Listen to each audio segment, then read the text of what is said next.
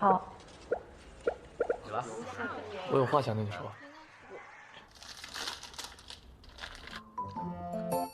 薇呀，Halo teman-teman, selamat datang kembali di channelnya One Trisna Story. Apa kabar?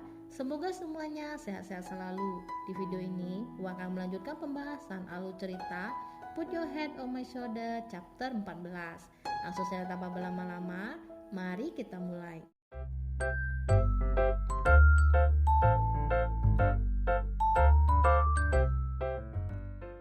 Di chapter sebelumnya, Momo yang cemburu terus mengenang pembicaraan antara Wei dan Si Yuyin. Momo salah paham ketika Si Yuyin mendekatkan si kucing kepada Wei. Si Yuyin mengatakan, "Wei, apa aku manis?" Jika Wei tidak menjawab, "Aku akan ke sana." Masih dengan perasaan cemburunya, Momo melakukan hal yang sama dengan Si Yuyin lakukan. Momo mendekatkan si kucing kepada Wei. Dengan kondisi ketakutan karena alergi, Wei menyarankan Momo untuk tidak mendekatkan si kucing padanya. Jika Momo mendekat, Wei akan mencium Momo. Dengan spontan, Wei sudah pernah melakukannya. Saat Wei mabuk, baru menyadari perkataannya, Momo yang malu segera pergi ke kamarnya. Wei mencoba mengingat-ingat kejadian yang barusan dibicarakan Momo.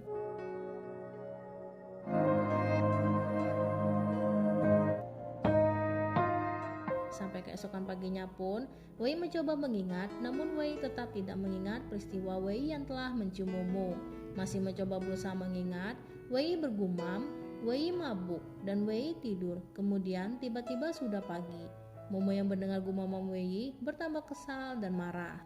Momo yang akan pergi terlihat masih marah-marah. Wei mencoba mencairkan suasana dengan mengajak Momo berbicara. Tas Momo sudah ditutup dengan ketusnya. Sudah. Bukannya mencairkan suasana, Wei justru memperburuk keadaan dengan mengatakan, "Baguslah Momo, Wei takut Momo lupa." Dengan bertambah marah, "Apa? Wei takut Momo lupa?" Momo lalu mengambil beberapa minuman bir, menyuruh Wei meminum bir agar Wei dapat mengingat kejadian Wei yang telah mencium Momo. Namun Wei juga tak kunjung ingat. Masih belum berhasil, Momo mencoba cara lainnya dengan mendekatkan wajah Momo di dekat wajah Wei. Akhirnya, metode ini berhasil. Wei akhirnya berhasil mengingat kejadian Wei yang telah mencium Momo saat Wei mabuk di hari ulang tahun Momo. Telah mengingat, Wei kembali ingin mencium Momo. Sembari mendorong Wei, baguslah Wei telah mengingatnya.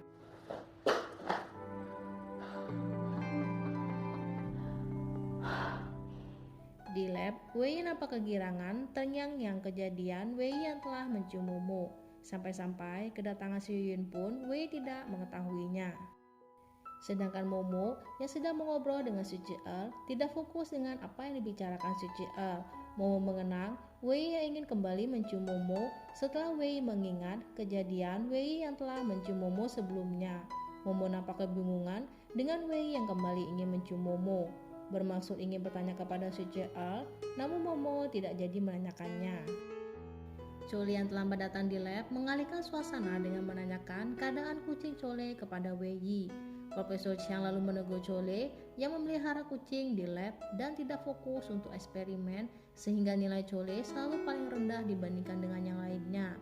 Chole yang tidak terima perkataan Profesor Chiang menyuruh Profesor Chiang yang seharusnya merawat kucingnya karena Profesor Chiang yang melarang Chole memelihara kucing di lab.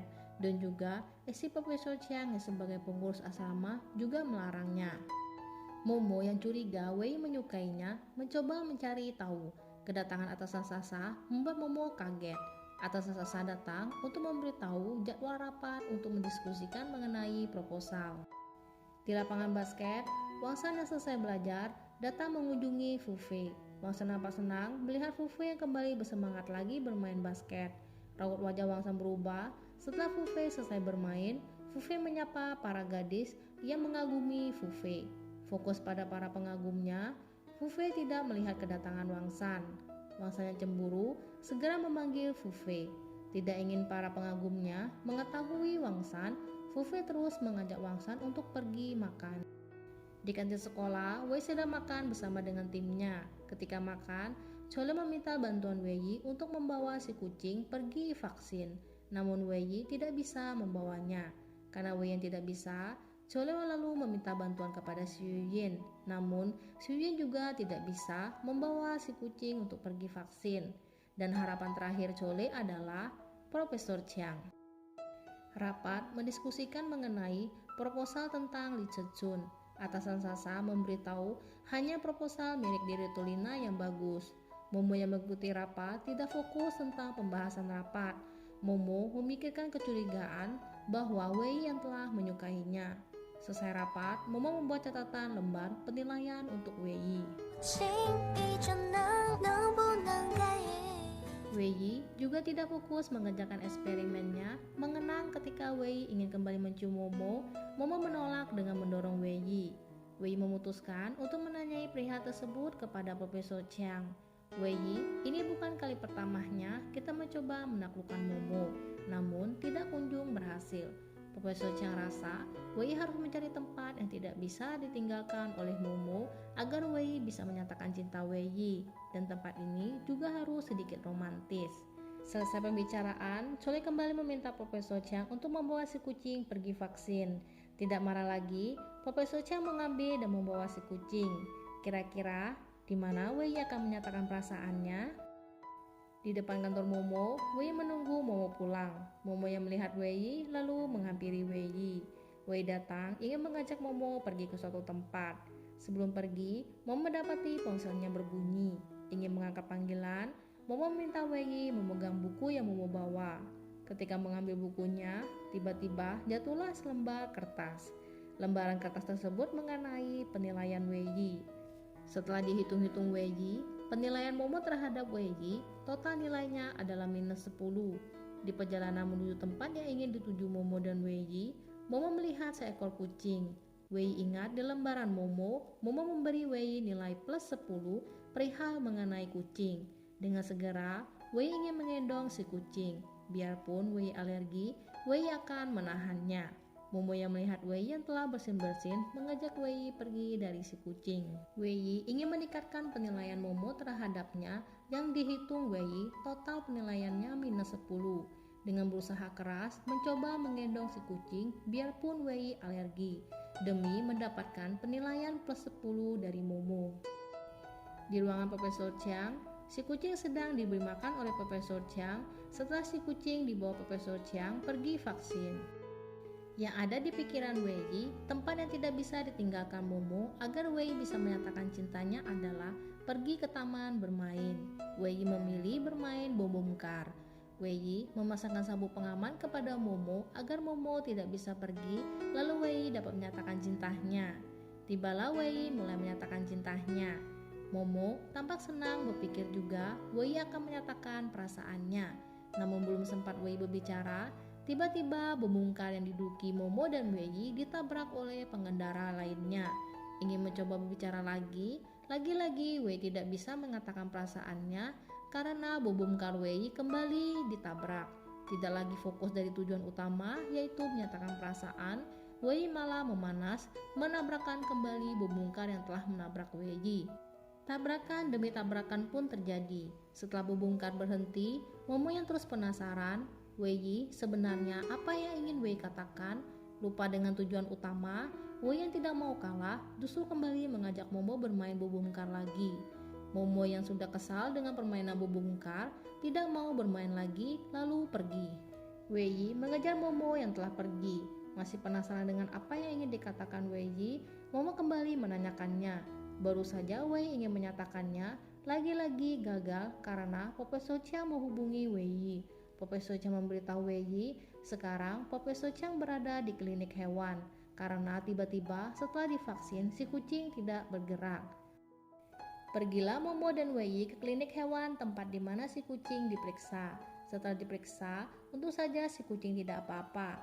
Profesor Chiang yang sebelumnya tidak menyukai si kucing ini, justru sekarang sangat sayang dengan si kucing. Profesor Chiang juga ingin memelihara dan membawa si kucing ke rumahnya. Wei yang mendengar Profesor Chiang ingin memelihara si kucing, merasa senang dan mengajak Momo untuk pulang. Momo yang juga sayang dengan si kucing, masih ingin melihat si kucing, mencegah Wei mengajak Momo pulang.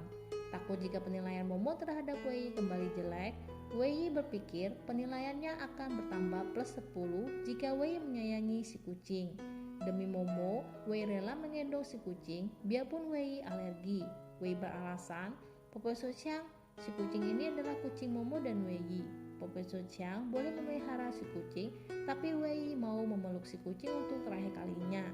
Biarpun Wei tetap tidak bisa lama menggendong si kucing, yang terpenting Wei telah berusaha demi mendapatkan nilai plus 10 dari Momo. Sampai di rumah, Momo yang kelelahan langsung duduk di sofa tanpa memakai sandal rumah. Wei lalu merapikan sepatu Momo, mengambil sandal rumah untuk Momo. Di dalam keheningan, tiba-tiba ada suara pemberitahuan Xu Yuanyuan yang hampir kehabisan baterai. Wei yang ingin mengisi baterai Xu Yuanyuan teringat catatan Momo yang memberi Wei nilai minus 5 berkaitan dengan Xu Yuanyuan. Karena hal itu, Wei tidak mau menolong Xu Yuanyuan dari kehabisan baterainya. Momo malah keheranan, Wei yang tidak menolong Xu Yuanyuan. Tidak mengerti maksud Wei, akhirnya Momo lah yang menolong Xu Yuanyuan dari kehabisan baterai. Wei kembali teringat dengan catatan Momo yang memberi Wei nilai minus 5 karena Wei tidak membersihkan toilet. Momo kembali keheranan dengan sikap Wei. Apa Momo akan mandi? Wei ingin membersihkan toilet. Momo yang kelelahan tertidur di sofa. Wei yang tak selesai membersihkan toilet ingin memesan makanan kesukaan Momo. Tidak menjawab pertanyaan Wei baru mengetahui Momo tidak menjawab pertanyaan Wei karena Momo ketiduran. Momo yang ketiduran, Wei lalu membawa Momo dengan menggendong Momo pergi ke kamar Momo. Ketika meletakkan Momo di kasur, ternyata tangan Wei tertimpa tubuh Momo. Wei mencoba melepaskan tangannya dari tubuh Momo, namun setiap kali Wei mencoba, Momo selalu terbangun karena menimbulkan gerakan ketika Wei ingin melepaskan tangannya dari tubuh Momo. Lagi-lagi demi Momo, Wei rela tangannya ditimpa Momo agar Momo tidak terbangun. Setelah sekian lama, akhirnya Momo membalikkan badannya juga. Terlihat tangan Wei yang memerah dan pegal-pegal akibat lama tertimpa. Wei masih saja perhatian kepada Momo dengan mengambil selimut dan menyelimuti Momo. Keesokan paginya, Wei membeli makanan kesukaan Momo, namun makanan tersebut dibenci Wei.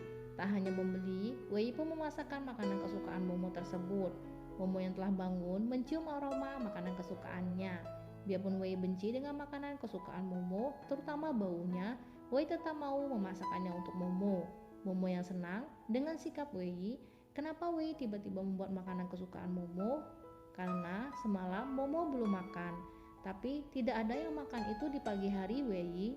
Merasa telah salah, Wei lalu ingin pergi membeli bubur untuk Momo.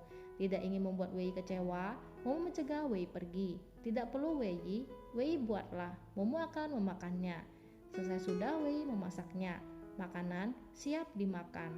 Momo yang sedang makan, Wei terus menunggu Momo makan sambil menahan bau makanan yang dimakan Momo. Wei menunggu Momo sampai Momo selesai makan untuk mencuci mangkok Momo. Merasa kasihan kepada Wei yang dari tadi menahan bau makanan Momo, Momo menyuruh Wei ke kamarnya. Momo bisa mencuci mangkoknya setelah Momo selesai nanti. Namun Wei dengan tekadnya tetap memilih bertahan. Sudah merasa ada yang aneh dengan sikap Wei belakangan ini, Momo memberanikan diri menanyakan, Wei, apa Wei menyukai Momo? Sampai di sini pembahasan alur cerita Put Your Head on My Shoulder chapter 14. Terima kasih bagi teman-teman yang telah menonton video ini. Jika teman-teman menyukai videonya Wan Wan, jangan lupa ya untuk like, subscribe, komen, dan share channelnya Wan Trisna Story. Akhir kata dari Wan Wan, sampai jumpa di video selanjutnya. Bye-bye.